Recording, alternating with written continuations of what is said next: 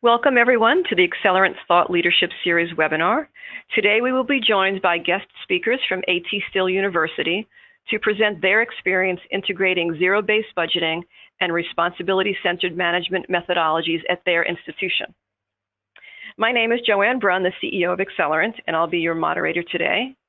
In just a minute, I'll be introducing our guest speakers, but first I want to go through our agenda and cover a few webinar tips. I'll start the presentation with a quick overview of Accelerant and why we're including this important topic in our Thought Leadership series. Then we'll dive right into the main presentation of the AT Still Innovative Budget Modeling Case Study. Our speakers will cover the background of their institution, the evolution of the budget, how they introduced zero-based budgeting and RCM, and describe their budget development process. Then I'll present a brief wrap-up and we'll answer any questions that come in during the webinar. So all of your lines are muted. If you'd like to ask a question during the webinar, please use the question box on your GoToWebinar panel. We'll have a short Q&A session at the end of the webinar and we'll answer as many questions as we can. And if we don't get to your questions today, we will definitely follow up with you afterwards. So I'd now like to introduce our guest speakers from AT Still University. Tanya Grimm has spent the last 17 years climbing the finance office ladder at AT Still University. As the Director of Budgets, Tanya campaigned to move to RCM budgeting and convinced management to invest in cloud-based budgeting and forecasting software to assist in the process. Currently, Tanya is still involved in the budgeting process as the Controller, Financial Reporting, Budgeting, and Planning. She's witnessed the growth of the university from 2 schools to 6 and knows the budgeting challenges that rapid growth presents. And Tanya obtained her BS in Accounting from Truman State University and is currently completing an MS in Finance and Accounting at Southern New Hampshire University. Courtney Bonnell, the Director of Budgeting and Planning for AT Still, transitioned to higher ed accounting in 2013 from a 14-year career in banking. Courtney utilizes her experience in management, financial analysis, problem solving, relationship development, and customer service to facilitate the budget development process for AT Still. She received her BS with an emphasis in finance from the University of Missouri, completed the Graduate School of Banking at the University of Wisconsin, and is currently completing her MBA at Northwest Missouri State University. I'd like to briefly introduce you to Accelerant and share a bit on why we are hosting today's webinar. Accelerant's cloud-based budgeting and forecasting solution was created to facilitate collaborative budgeting to help organizations achieve a more accurate final budget that's aligned to the strategic plan. We believe that budgeting represents an opportunity to engage employees and get their best thinking on how to bring the organization's strategy to life. And we think that the AT Still case study on budgeting innovation is an excellent example of this philosophy in action.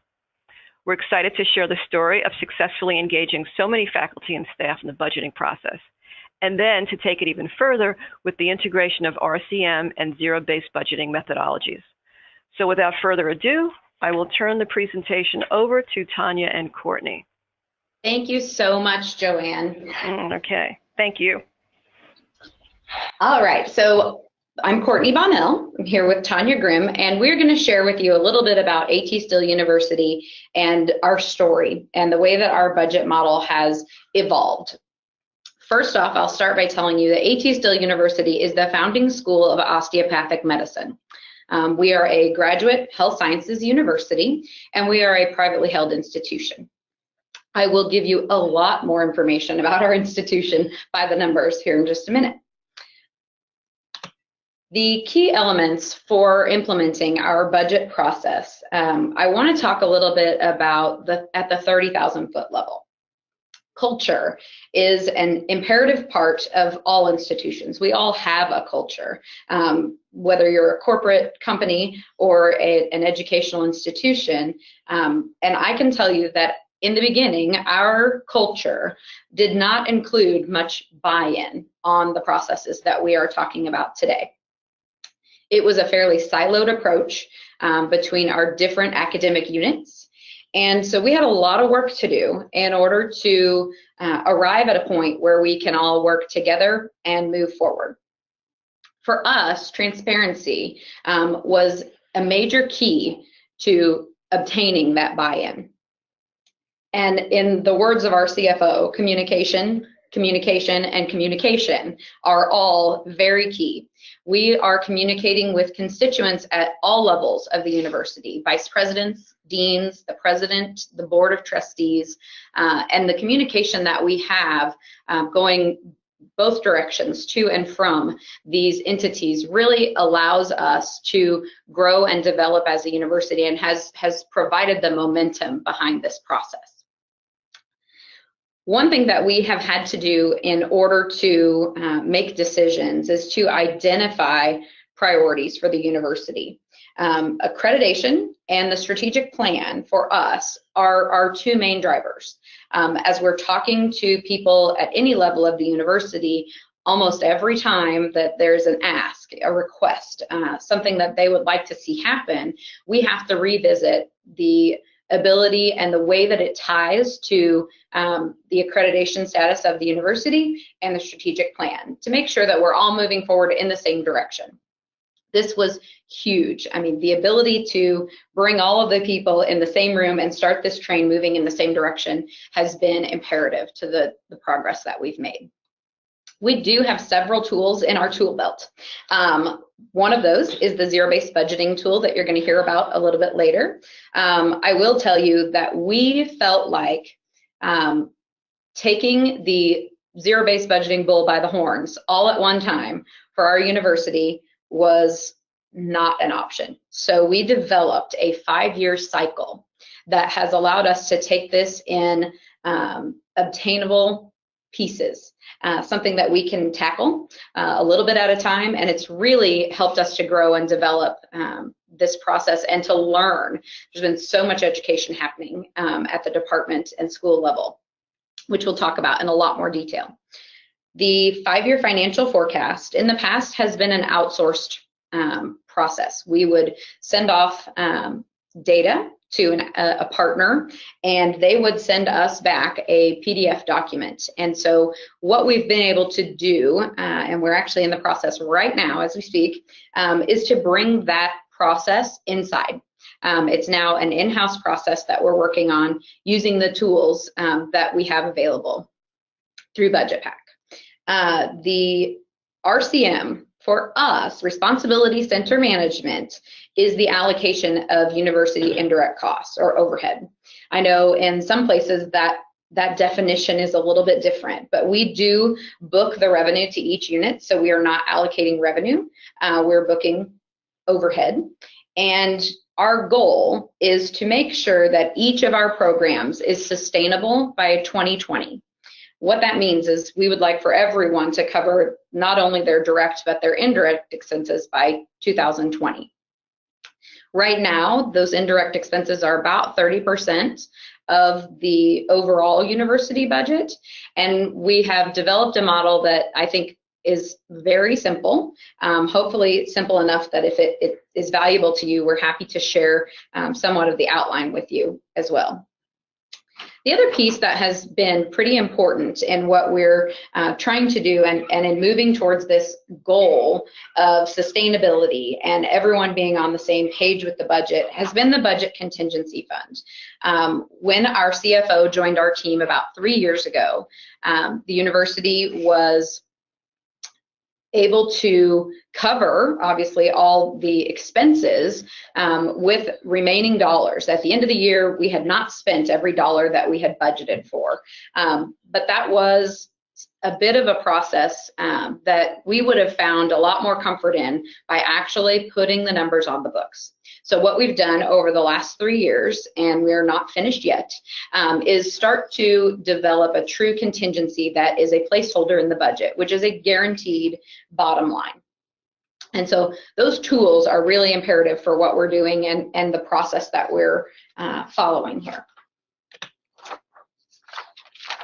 Again, we're going to talk about communication because it has been so important to the process and to allowing us to really involve everyone at every level of the organization in the budget development process. And when they feel like they know what's happening, they are very supportive of the way that we're spending those tuition dollars that are coming into the university. You might be surprised to hear that as a university, we do not have a budget committee. That is something that happens at a lot of universities, where they will have a group that truly does make, group related decisions on the allocation of funding. And what we do is allow that work to be done at a department, then manager, and then vice president level, all the way up to the president. And there is an incredibly strong relationship between the academics portion, which are most of our revenue dollars come from the academics area, and the finance office. The relationship that we have with the leaders in that area is imperative to the success of our plan. The president and the board of trustees are also very well informed about where we're going, where we've been. They receive a set of reports each month that helps them to remain informed on the goal and the progress. So it's been a really wonderful implementation for us. There's a story that our CFO likes to share, and it's somewhat of an entertaining one, as I'm sure some of you will find. When he came on board, one of the very first meetings that he really got a look at the budget was the point in time when we were ready to make the budget balance. We had a list of requests and the number of dollars available to us. And when he came into the room and sat down and we said, okay, here are all the requests. And it was what he describes as a list of wants, hopes, and dreams. There were so many items on that list. And we were at a point in the process where we did not have time to refer back and say, this isn't going to work. What's the most important? So we decided at that moment that this process needed to change, because the people in those positions who are making these requests, they know the story. They know how critical each and every piece of those requests are. And so they really did not want us blindly making decisions based on a small bit of data on a piece of paper.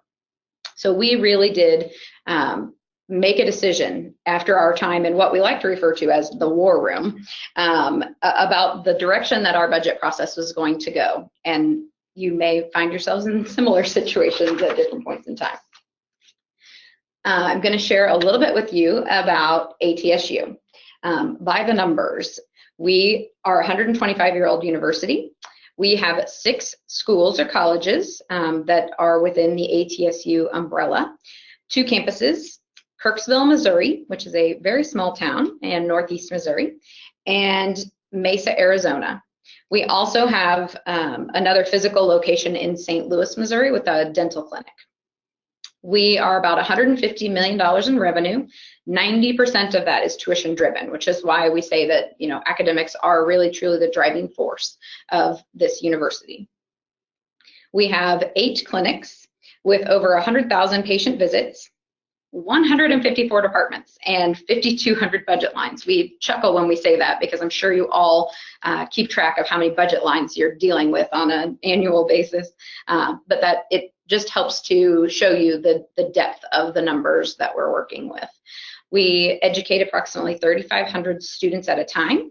We have 900 full-time equivalents and 1,900 total employees. So we have several adjunct part-time employees. And our facilities is about 800,000 square feet of campus buildings.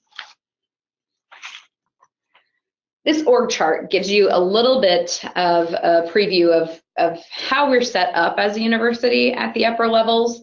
And you'll see that the president reports to the board of trustees. Reporting directly to him and indirectly to the board are the assistant and the secretary to the board and the vice president and general counsel.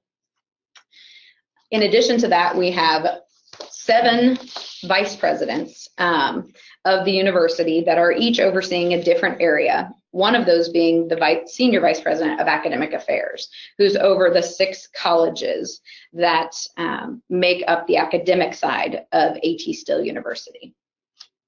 This org chart hopefully helps you to see how complicated our university is in respect to the budget that we're working on. So we truly do have a lot of operating units, a lot of different managers, and each of these vice presidents has a full group of support staff below them. So there are many people working on moving parts and pieces of this budget and the process as we evolve.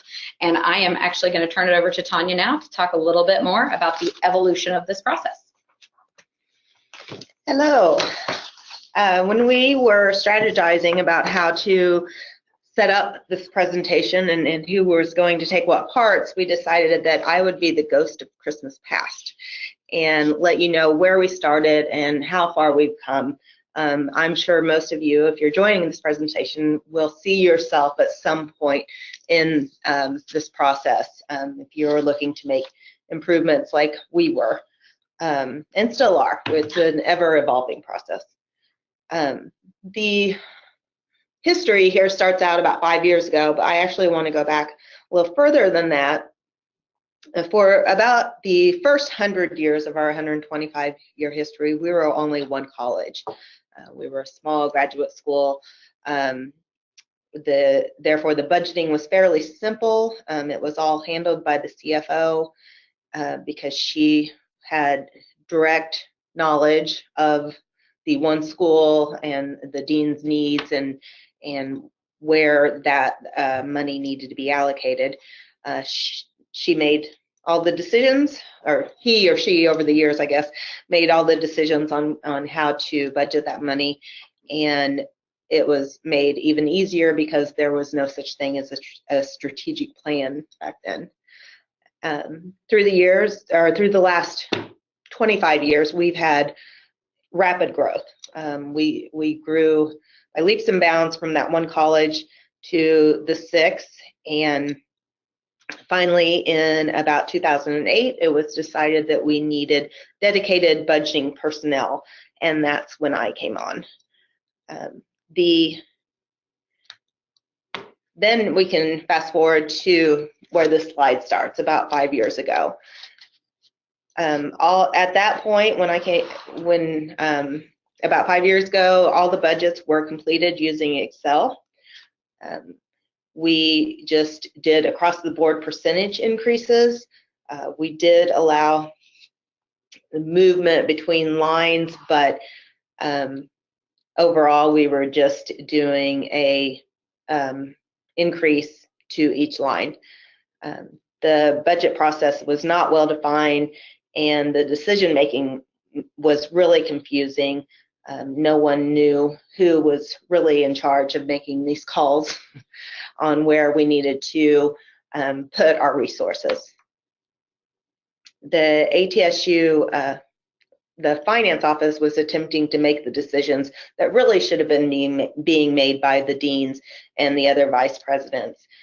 We lacked the complete picture to know what was really important to them, and they would usually send a memo, a short memo, just asking for what they were needing.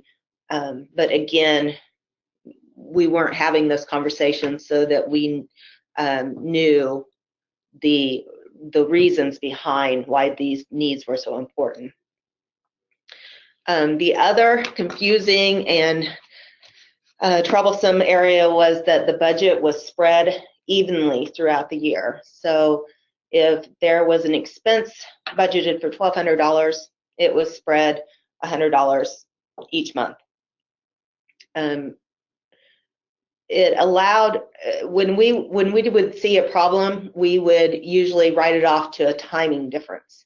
And sometimes it wasn't. It was hard to define when it was a timing problem and when there was a real problem happening that we weren't seeing.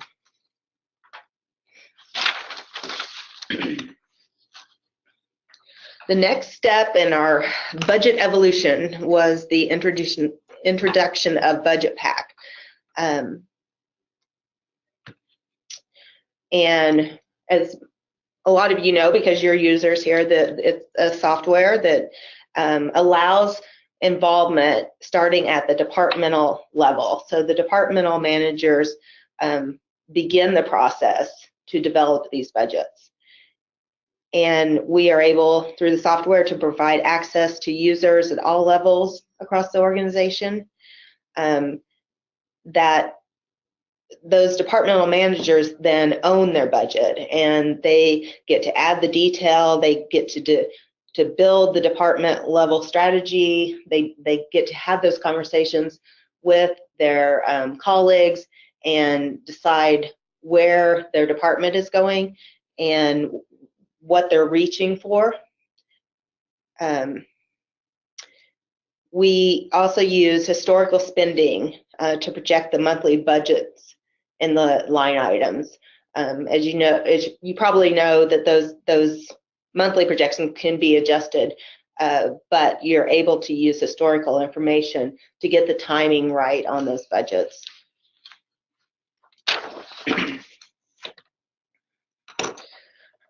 The next step in this evolution was we added Courtney. So we got some additional personnel, and we were ready to take this to the next level. We felt like we had the tools in place with Budget Pack and, again, additional personnel. So we decided to tackle zero-based budgeting. We knew, though, it was going to be overwhelming and not feasible to do it all at once. So we decided to break it up and have a rotating cycle of what departments and areas were required to do zero-based budgeting every year. We have 7 budget divisions, so there are 6 schools in the university support departments, and there's about 154 departments overall.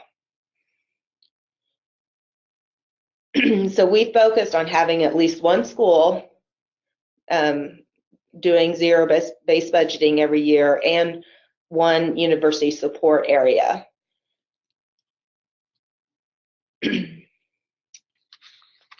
We didn't have a lot of strategy on who got picked, other than we wanted someone who really knew what they were doing to go first. So we had one finance manager at a school that we knew really understood their budgets and where they wanted to go. So we had them go first as a test monkey. But after that, we really just tried to divide it so that we had approximately the same number of departments every year.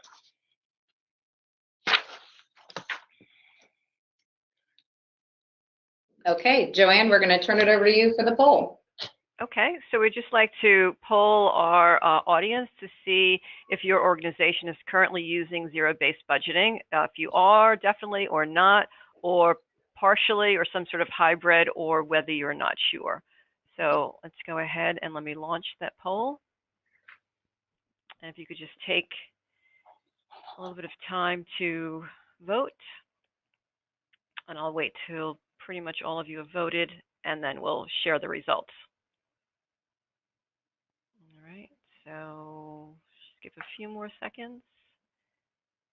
And looks like everybody's done. All right, so let me close this and share it.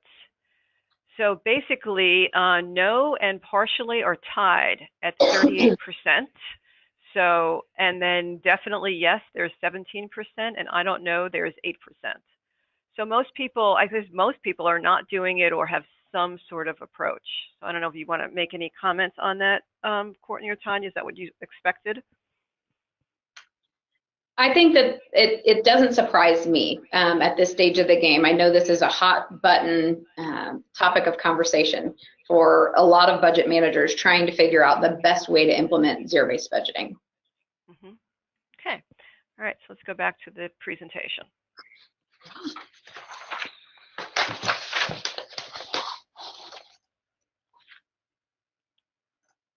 There we go.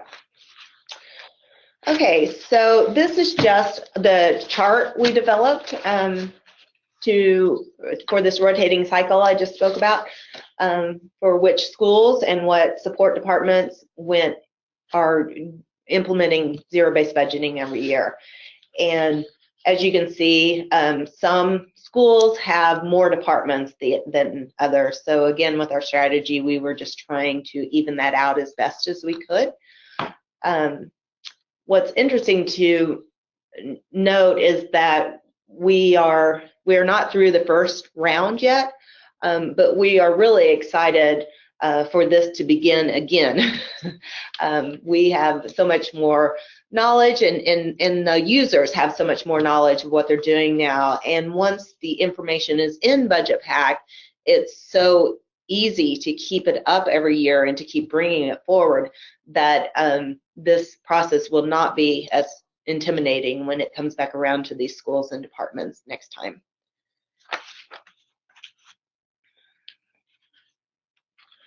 This is just a screenshot, and it's an example of the detail that can be added behind each expense in Budget Pack. Instead of someone saying we need $5,000 for travel next year, they can be putting in, they can put more thought into the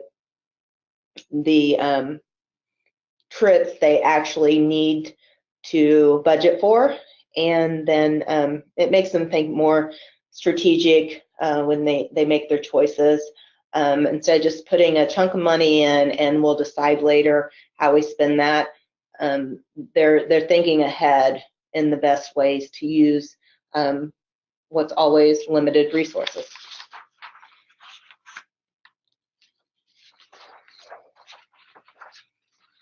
This is a screenshot. It's just an example of a report that can be generated once their budget has been completed. Everyone can pull these reports that has the detail behind each of those lines, and it can remind them and us later on what is in that number. We used to get phone calls all the time, someone saying, did I budget for this membership? And we'd say, we don't know. You told us you needed $2,000 in memberships. We don't know why, what's behind that. Now they can go back and look at this information, and when we receive a bill in the mail for a certain organization, we can actually go in and look and see if it's budgeted in their department. And if not, then start asking questions. Okay, it looks like we have another poll. All right, so this one is about, does your organization use responsibility center management? Yes, no, partially, or a hybrid, or I don't know. Let me go ahead and launch that and see, and obviously as Tanya and Courtney have discussed earlier, that means a lot of different things to different people. So we'll see what our audience is up to with RCM. Just give it a few more seconds. And almost the same amount of people who voted last time. Okay, so let me close the poll. Everybody done? I just saw something else come in. Okay, let me close the poll and let me share that. So we've got 43% partially or hybrid approach. So people are moving towards that direction, followed by 26% no, we're not using it. 17% is confident and clear that they're using it, and 13% is not sure. So would you like to just make a comment, Tanya or Courtney, on those results? Again, I don't find it surprising. Everyone has a little bit different definition of this, but they also have a different level of, or their organizations are set up differently than ours. So usually there's some sort of allocation. Even before we started doing this, we allocated certain expenses across to the different departments, but not all of them. Okay, let me close that poll and we'll continue.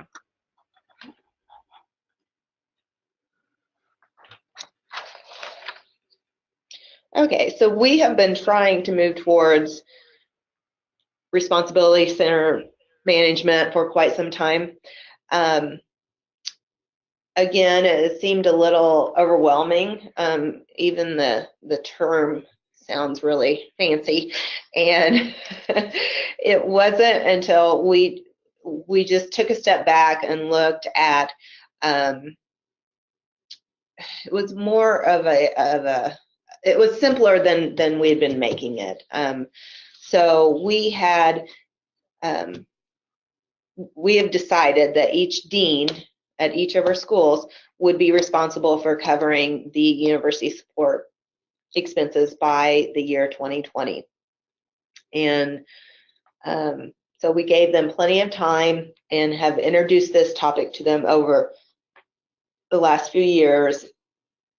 Keep reminding them that that's what they're moving towards, and through the budget process every year, we remind them that yes, you can ask for more money, but remember you're going to have to cover it eventually. So it has curbed their spending a little bit, as they know the deadline's coming up. We've just built a simple model.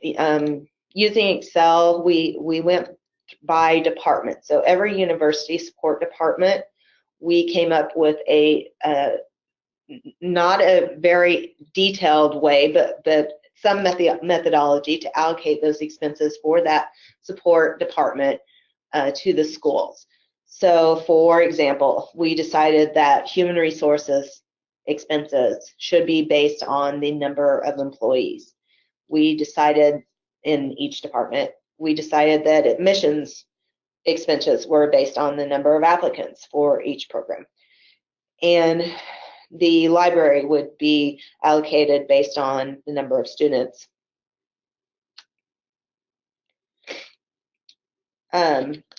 Eventually, when this is fully implemented, it will provide data to university leadership. They can identify the strong performers. They can identify areas that need improvement.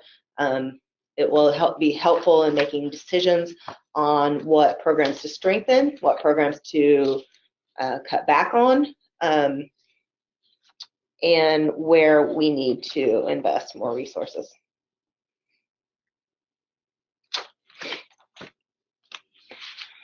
This is just a screenshot of our methodology for some of the departments.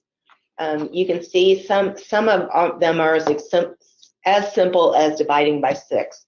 For example, the president's office. You know, the president is divided between all the schools, and we could not come up with a better methodology than to evenly split the expenses from his department to each of the schools evenly. But you go on down, the Teaching and Learning Center is based on the number of residential students. Online students do not use that facility, so we did limit that to residential students. Again, we're trying to be as fair as possible without getting too complicated and into the weeds here. We came up with our version of this. 3 or 4 of us sat around the table and did our best to come up with the best methodology we could think of. And then we sent it to the deans. And we said, take a look at this, give us your feedback, let us know what you think. And they did come back, and they had a lot of information. We learned a lot through this process. We learned that some schools weren't using a certain support department that the other schools were using, or that they didn't use it as much as we thought they had. So we made adjustments. I think we're maybe on our 3rd round of adjustments to the formulas, and it's getting closer and closer each time. The deans having the buy-in to this are more able to swallow their responsibility for these costs, since it wasn't just given to them and said this is how it's going to be. They had input into it, and again, buy-in was the key there.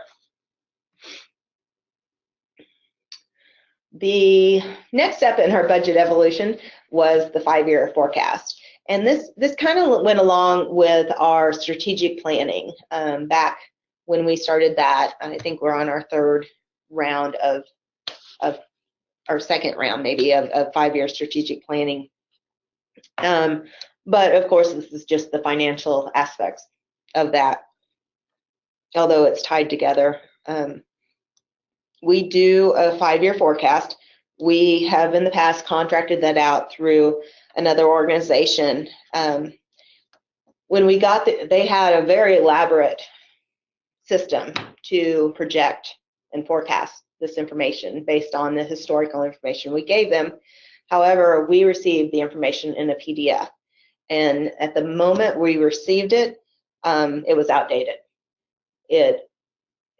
Because the information was static, it couldn't be updated. It was instantly old news, and we found ourselves not relying on it very much. Maybe for the first few months, maybe a year, but when you get into the 4th year of it, we were done. Things had changed and went in different directions that we couldn't have imagined 4 years before that. With the new enhancements from Budget Pack, we are bringing that in-house this year, and we're getting ready, or we've just started tackling that, and it's going to be the same process. It's going to be where the budget managers start this process, and they have the conversations in their house and tell us where they're going, what their plan is for the next 5 years.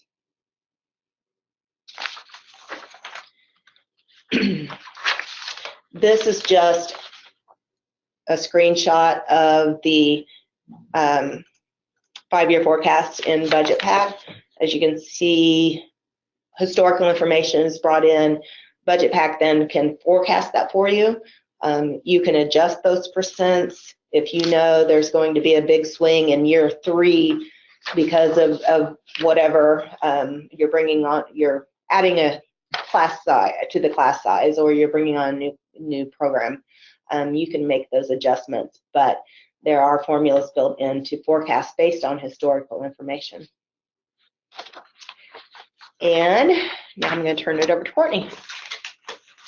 Okay, so I know that from sitting in your seat, you are likely thinking, how on earth do they do all of this? And at what, how long is this process? How long does it take? What does it look like? And so I am coming to you in Tanya's reference as the ghost of Christmas present. However, some of our faculty members and chairs may actually consider me Scrooge, but I'm okay with that. I can own it, and I know who I am and what I do here. But I want to tell you a little bit about the process itself. So our budget process, the development process itself, is 6 to 7 months long. Begins in late September, mid to late September, and the kind of launch here is where we send out an initial memo to the deans and vice presidents with instructions. We are asking them to, step with us and prepare for the upcoming 6-month-long budget process. We communicate with them at that point in time. So in September, we say, these are the expected due dates as we progress through the budget process, so they can put it on their calendar that everyone is to be signed off on their budget version and Budget Pack by February 2nd. And if they're paying attention, they need to get on that. But what's interesting and what's really fun about this is it gives us the opportunity to be transparent. As we talked about earlier, the transparency was missing. They didn't understand, who was making these decisions, why they were deciding to do what they did. And so getting the schedule out in front of them, reminding them who's zero-based budgeting, whose turn is it this year? They have the opportunity to see that in early September. So we're giving them at least a 3 or 4 month warning before they're required to get in there and start entering those details that Tanya talked about. We also remind them that we're looking at monthly expense adjustments. We want to know how we plan to spend the money. So we present them with a lot of information in September. And one of those things is a due date. The very first due date that they have is in mid-October, and that's where we're really looking for the big pieces of our budget puzzle. We want to have a full list from them by the middle of October of their needs in relation to capital and new position and new initiatives. And I'll talk a little bit about initiatives because that's a fun word in our world. But there are, really, we are asking them for a lot of information up front because it educates our process and allows us to start to put together the big pieces of this puzzle. I'm a puzzle person, and I know you start with the edges, but in this case, we need those big centerpieces in place, and then we can fill in the edges on the outside. So right as we, off the bat, we give them about 4 weeks to get us their big asks. Let us know what you have going on and what you need from us. We also hit them with what I like to call rolling due dates, meaning, okay, you're going to send something to me on a Friday, and I'm going to turn around on Monday and ask for something new, which just keeps them in the loop on the process. Here's where we're going. This is where we're headed. And it also helps to keep this budget piece top of mind because it is such a long process that we want to make sure everyone's in the loop at each stage. So we are also distributing revenue worksheets for them to fill out, and I'm going to show you one of those here in just a little bit. And then in November, we receive the list. Here are all the things that I would like for you to do for me this year. And once we have that list in place, we start really getting to work with it. We sort it out by president, staff, and dean. We actually return those lists to them and ask them to rank these items. They're telling us a lot about what they want, but nowhere in the information that they've provided to us do we know how truly important is it? How critical is it? If we have to put these things in order, if I give you $10,000, how far down the list are you gonna go and which items are gonna be at the top? So we're really working with them to understand their priorities and the way that they would like to see these decisions made. We work then in that time frame with the deans and vice presidents. So once we've provided them with a list of, here are all the things that your people have asked for, please rank them. Then we sit down and we have a meeting. We are learning that in-person meetings at this stage of the game are critical to the process and to maintaining that buy-in. Because as you can see here, we're preparing for a meeting with the president in December. It's our first look at the budget. It's the first time he really sees, okay, where do we think we're gonna go next year? And so having these one-on-one meetings with the deans and vice presidents prior to that meeting with the president really gives us the opportunity to understand why they need this or that, or sometimes we learn in these meetings that okay, well, I've ranked this number 10, but I already signed a contract on it. Okay, well, hold tight. Number 10 that has a contract is now number 1. That's important. We already obligated ourselves. So we are definitely keeping track of, which items are high priority and tell us the story behind them because they're not there to represent themselves in that meeting with the president, and that's our job. So we are able to really inform the leadership of the institution as to the needs and the story behind them. So once we move into December, we have that first meeting, and then we open budget pack. We give them the opportunity to get their hands dirty and start really working on their budget. We try to give them 6 weeks to work because it is over our holiday break time frame, which they love, by the way, working over break. So we try to give them 6 weeks, which allows a full 4 weeks of working time to complete their base budget work in budget pack, which is the department level for us. Then we give them an additional couple of weeks to work on the roll-up units. So a vice president has 10 departments underneath him. He now has those couple of weeks to look through those 10 departmental budgets, make sure that all makes sense to him and that yes, I support what they're asking to do here, or I have no idea what they're doing. We need to have another meeting. All of that is done before it comes to us with a final sign off and approval. Once everyone is finished doing the work that they are doing in Budget Pack, the finance office gets involved. And so we jump back in Budget Pack and we add in those items that are approved from those initial requests. And we can obviously talk a little bit more about that if you would like to, but that process of submitting those big puzzle pieces, that's reviewed by the president and made. The decisions are made by the president and the vice president of academic affairs as to which pieces of the puzzle are going to go in this year's budget. And so we add those once they've completed their general allocation work in Budget Pack so that they can go back in and see what we've done. Again, we review the budget with those key players in the room, which goes back to our key point of transparency and collaboration. We have to work together to make sure that we're really communicating and putting our resources in the right places. And then in April, our packet goes to the Board of Trustees. So I gave you a lot of information there, and we'll step through a little bit of this in a little more detail. So when I talk about capital purchases, we use a hybrid budget model. So we are doing some cash accounting, and so we do have to pay attention to the cash flow in addition to just the accrual accounting practices.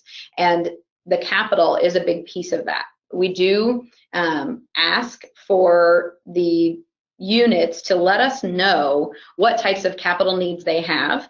And for us, capital is any non-consumable item that costs over $5,000.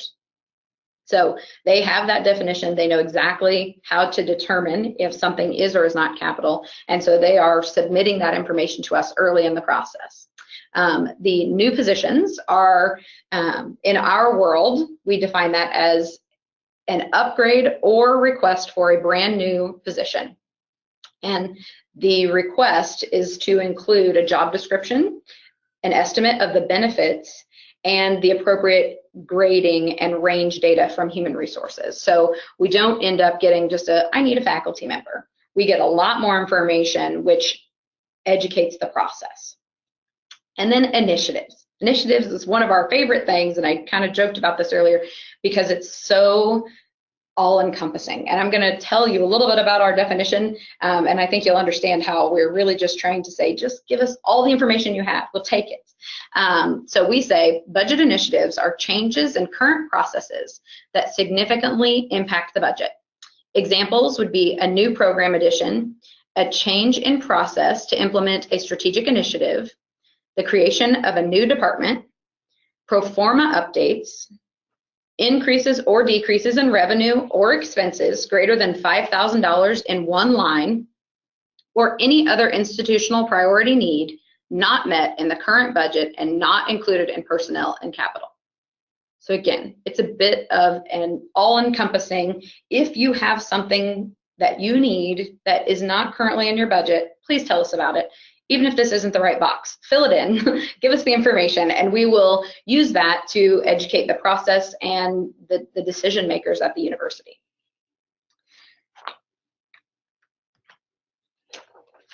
Revenue. So when we are doing revenue projections, we actually use an Excel worksheet. And the Excel worksheet, I will show you here in just a second, is Tanya's baby. And this is something that she developed a long time ago, and truly we've taken the approach of if it's not broken, let's not try to fix it. This spreadsheet works really well for us. We do color coding and we lock down everything they're not supposed to touch, which has really helped us. And it gives us the opportunity to put the onus on the quality of the information back in the hands of the people who know. There's no way for me to know what efforts we have made to bring in more students. In finance, that's not part of my purview. But in the dean's office, they will know, okay, we've made a concerted effort here, we have more applications coming in, we can increase the class size by X, Y, or Z. So we are really putting the tools back in their hands. Any vice president with a revenue producing area is asked to provide the key pieces of information, and then our spreadsheets do the work for them. And I will just go ahead and show you one of those so that you can get a better idea of what we're talking about. And it turns out, I don't know if you noticed on the zero-based budgeting schedule, but we really like color coding around here. I thought I was a numbers person, but I might be a colors person too. So here, the pink cells represent the information we are looking for from the program. So please tell us, what % increase in tuition are you recommending? What dollar amount do you intend to charge the students for their technology fee? How many students do we expect to see in the first, second, and third year classes? So we're giving them the opportunity to fill us in, and then we take that data and come up with a true revenue number.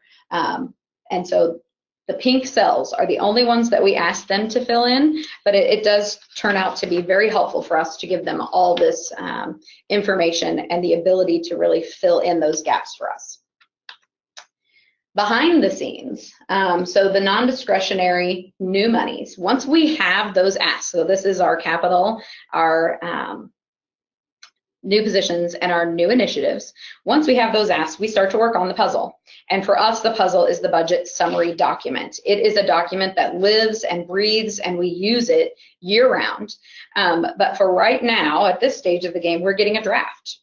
We have an Excel spreadsheet, and we look at the needs by school, and we look at the revenue. This is where we also get an idea of kind of, as Tanya was talking about with the responsibility center management, this is where we get an idea of how well are we performing, how close are we to covering the school's revenue, less their expenses, less their indirect costs are all built into this plan.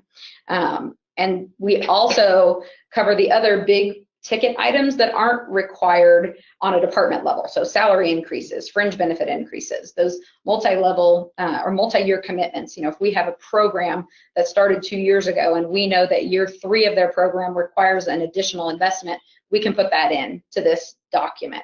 It really allows us to build out a big picture summary of our budget before we open budget pack, because then we ask them to do the work on the discretionary lines. So when they get into the system, we are having each user do department level work, and they will go through the process of, most of the time, I'll tell you, it's just reallocating because we have so many asks and a limited pool of funds that we're worried about tackling these big picture projects. But there are times when they are allowed to add additional funds in budget pack, but they're doing line by line budget adjustments to make sure that they are truly representing their needs in the best way possible as this document flows up to upper level management. And as we prepare for final budget approval, so once it flows all the way up through the roll-up units and we get approval, then our office is really working to make sure that the pieces that are in budget pack fit into the periphery of our puzzle without creating overages. We confirm that everything is within guidelines.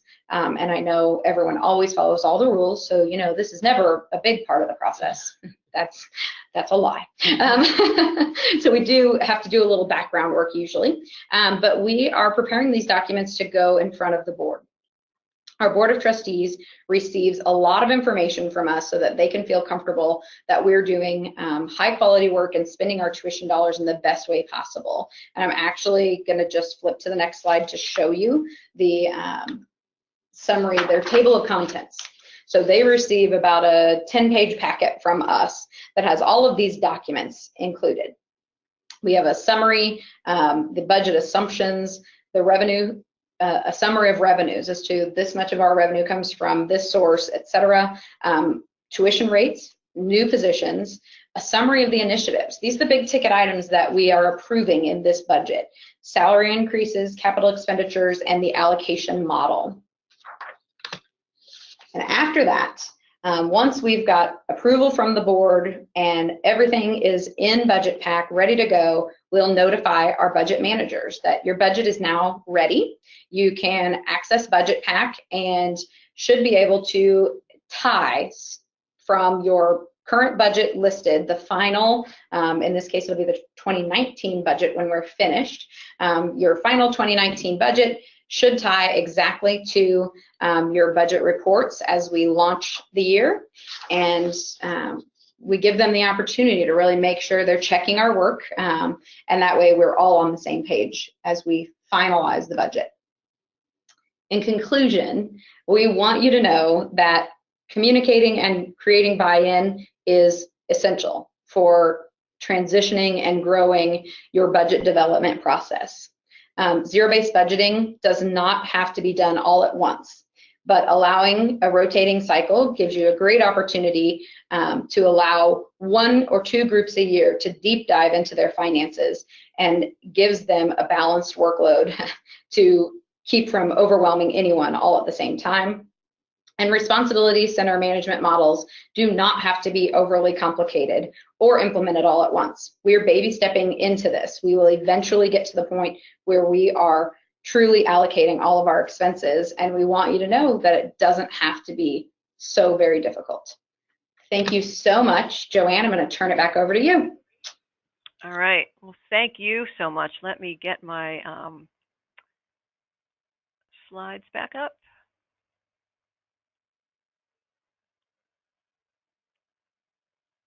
Okay. So that was great. It was informative and inspiring and even entertaining. And who says budgeting can't be entertaining, right? And I'm sure many of our participants could relate to many of the stories that you shared. And I'm confident that there's at least a few key takeaways for everyone. And probably even some people now have their confidence to rethink and redo their budgeting process. So at Accelerant, one of our goals is to provide organizations flexibility to budget the way that works best for them and to grow with their needs. And you've seen that throughout the AT Still presentation today. And whether that's capturing, cost drivers specific to the industry, forecasting at the employee level, using Excel models or not, or putting that data directly into Budget Pack, integrating a new budgeting methodology like ZBB or RCM, or simply the flexibility to switch between line item, detail, or just automatic spreading. And we really believe that the flexibility is key when you're engaging lots of participants in the budgeting process. And we believe that engaging those participants is really the single most important element in achieving a budget that's accurate and aligned to the strategic plan. And while there's many benefits of a collaborative multi-participant budgeting model, we wanted to just share a few of the top benefits of this approach on the screen here. And personally, one of the aspects that I feel is the most surprising and also most beneficial for companies seeking that competitive edge are the increases that you see in innovation and engagement, and that's from budgeting. And we have more information on each of these benefits, along with the research behind them, in our white paper, Multi-Participant Budgeting, available in the resources section of our website. And also there you'll find other resources on various budgeting models. We have ebooks and white papers on the topics we discussed today, as well as a number of resources to support that collaborative or decentralized model of budgeting for organizations like AT Still that are engaging multiple, sometimes even hundreds of participants in the budgeting process. So now let's move on to our question and answer session. We only have about a minute, so I think maybe we can get to 1 or 2 questions. Let me start with what kind of results are you seeing from your budget managers now that they've been involved in both zero-based budgeting and this whole process? Our managers feel empowered, honestly. At this point in the game, they have learned so much more about their budget and the expectations and the university's policies and procedures. It seems as though when you lift the curtain just a little, we've really allowed them to see behind the scenes and, oh, so this is how you guys are doing that. And it's really given our managers the perspective of they understand now where finance is coming from, and they have access to the tools that we have in our toolbox. And so they're really embracing this. Some of them not all, some look forward to making their budget each year, and they're really excited about the tools that we have available as they're bringing forward details from one year to the next. They know that they're working smarter and not harder. And I really think they feel like they're a partner in the process and not just being told the end result now. Okay, and sort of a follow-up to that, we're actually getting a lot of questions in, so if people want to stay on the line, we'll answer a few more. There's questions about the training. How long did training take for the budget office and the budget managers, the department heads? Okay, so actually our first training was on my first day. So it was kind of an interesting time for me to walk in the door. We had wonderful support from the team at Budget Pack as far as, they were able to really walk through each and every step of setup and preparation, and then they sat in with us as we trained our users for the first time. Once we got through one budget cycle, I'll tell you that the next year we actually just created some videos. We did a Zoom video for new budget users and a refresher for experienced Budget Pack users, and it really has given us the tools to just say, hey, if you're not sure what you're doing, check out this video, watch that, and it might refresh your memory on where you're going. We have recreated and created a zero-based budgeting video. That's something that came out of the requests of, hey, okay, how do I do this again? What am I supposed to be doing? So we've been very fortunate to find training tools that we can create and implement, and then that don't become stale over time. So those videos are still out there for our users. We direct them to them anytime they have a real question, and obviously, my main job here is to facilitate the budget process. So having one person who's been the point person, I think, has been beneficial to those users as well, because they know that regardless of what type of question they have, they can reach out to one person who can reset their password, walk them through adding a new employee, or help them create an action pack. And it's all levels of detail within the one system. It's one point personnel. That's been very helpful. And all users have a preferred way of learning. So we have several different ways we show them this information. Budget Pack actually has an kind of an instruction manual that we customize for our use, and some of our managers use that document more so than the videos. Okay. Thank you. So I know there are quite a number of questions. I'm going to get to two more, and then because they're all captured, I'll make sure that someone from our staff or Tanya and Courtney have agreed to allow their information to be shared with the masses. So if you want to contact them directly, but we'll certainly share the questions and who asked them directly with them. So let me just get to two more questions. A couple of folks have asked what ERP system you're using, and how often do you update the data in Budget Pack, and how do you do that? We are on Microsoft Dynamics Great Plains, and we are using Budget Pack only for the budget development process. So we update the information each year with the prior year fiscal year end financials and the current budget, which lives in Great Plains. We're able to download all that information and upload it straight into Budget Pack. So we access, basically there are 2 points of access for information for us. One at the beginning of the process and one at the end of the process when we download from Budget Pack and then upload back into Great Plains. Okay, and just kind of a point is that most of our clients who are using Budget Pack also for that detailed reporting are loading actuals monthly from their ERP system. You can do that via an Excel template, and in this release in a couple of weeks we're coming out with an API. So for those of you who have the IT support to be able to work with an API, you'll have that option also. So final question, kind of an overall question.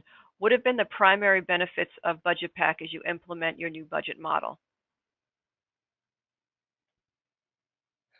I think that the primary benefit that I have seen is the ability to enter the detail behind the lines.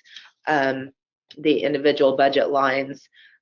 We, as I mentioned before, we were only getting dollar amounts, and the departments thought we were keeping track of what's in that dollar amount, and we thought they were keeping track, and really no one was. And a lot of times the asks were arbitrary. Oh, we asked for 5,000 last year, we're going to ask for 6,000 this year. Just to be able to put all that detail in, and that detail will carry forward each year. So with a simple push of a button, you can add those same lines in, so they have the same 6 conferences listed they're going to go to, and then they can tweak from there.